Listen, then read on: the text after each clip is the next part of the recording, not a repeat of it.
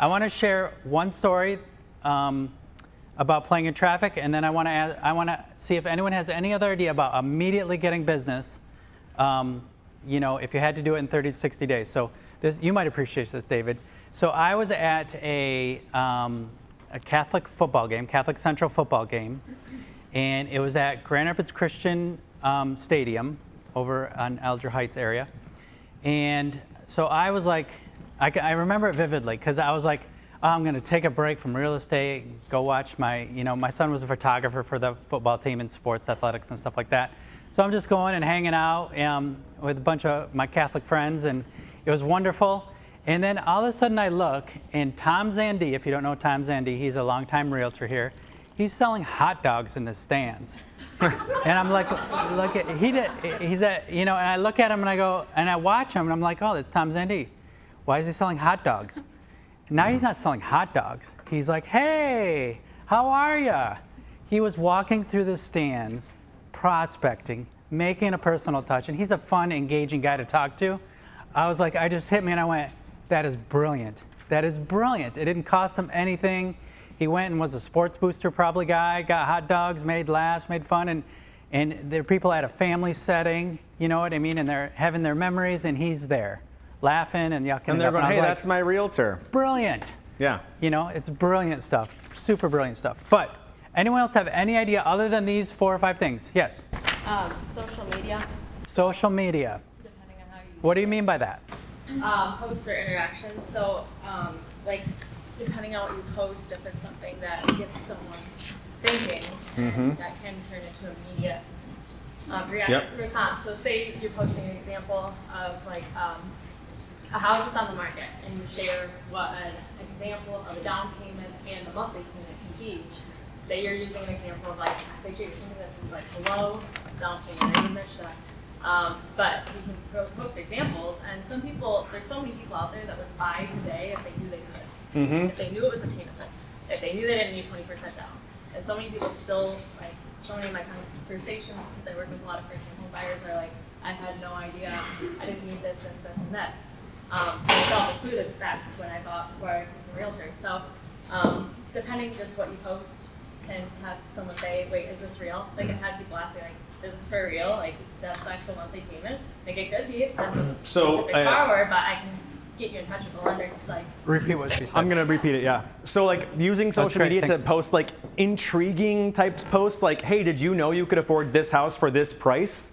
Because a lot of her first-time home buyers don't understand what a mortgage costs. They think renting's the cheapest way to go. They could never afford to buy. And so she's using these sort of engaging posts that are going to make them kind of pique their interest a little bit, and then they reach out and go, is that real? Is that really what can happen? Is that a real scenario? And so I think we've all seen this. So you could use stories where you take polls, or you could use posts. Those social media absolutely can be an instantaneous thing to shake things loose. Yeah. There are some very talented people in the room here on social media. There are quite a few of them. I can see several of them right now that are using it all the time. So pay attention to those realtors that are using it. Call them up, ask them questions, see what they're doing. We're also bringing a social media boot camp in, just so you guys know. We're bringing a really, really solid social media person in, I think late summer, midsummer, late summer. Anyways, also when you're on social media, pay attention to your client. Pay attention to what people are saying. And so don't just, I'll give you an example. So this is before Dustin Anderson was a realtor at 5 Star. I had photographed his and his wife's wedding, because I was a wedding photographer, right? I told you guys this earlier. So I'm sitting here, but I'm also my real income's in real estate. So I'm paying attention, and his wife posts, what do you guys think about us putting a fence up? We're just not sure it's worth the return. And I was like, worth the return? I was like, okay, so you're thinking about what life's gonna look like when you sell this. So I reach out to her, when this was a different market, okay? So this was 2010 or 11. The market had not really started going straight up yet. And I said, hey, I'm not sure you're going to get, I wrote her and I said, hey, are you wondering about a return on your fence because you guys might be selling in a couple years? If that's the case, I might not throw money into a fence right now because I don't think you'll get a dollar for dollar return. We weren't in a market yet where you could spend $5,000 and get $20,000 back. We were in a market where you spend $20,000 and you get $5,000 back then. So I said, I don't think I would throw the money into it yet because people either love fences or hate fences. I don't think I would do it.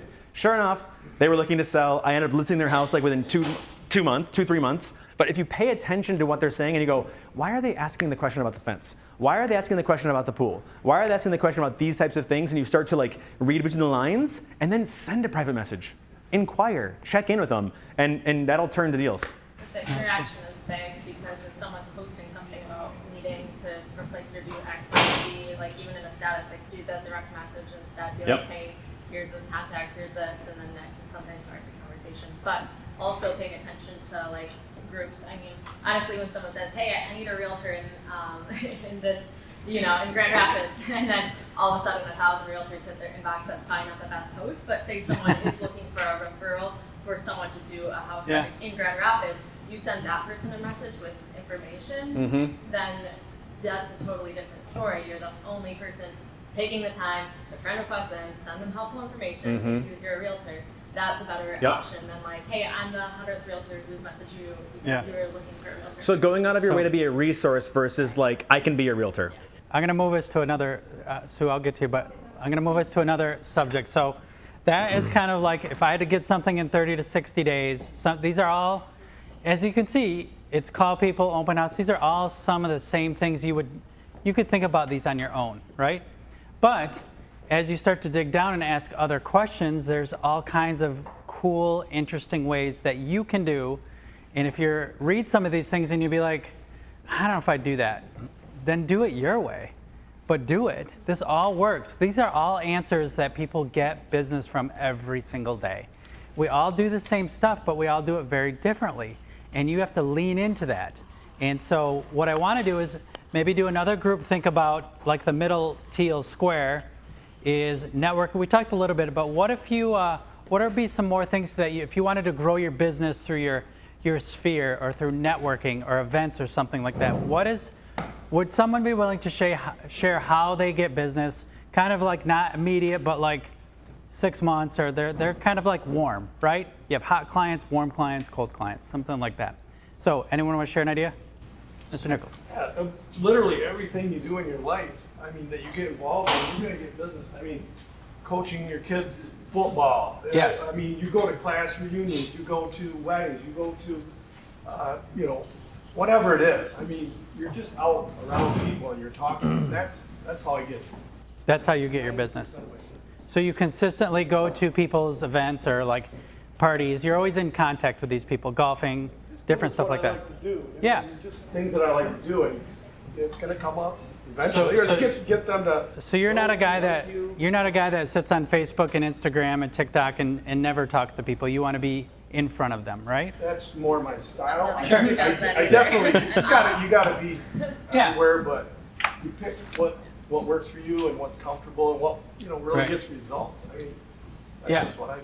I'll say I'm generally out and about in person, so when I'm usually posting on social media, it's the people I'm seeing day to day for the most part who see Yeah. it, but it reminds them that I'm a realtor. Yeah. So she lives her life online a little bit, but it's people like selectively, right? Selectively, calculated.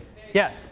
So I know some people did the Ninja installation last Yes. May, and one thing that I have been doing since that is that when you're talking to people, like you are asking them all about them. You're not talking about yourself.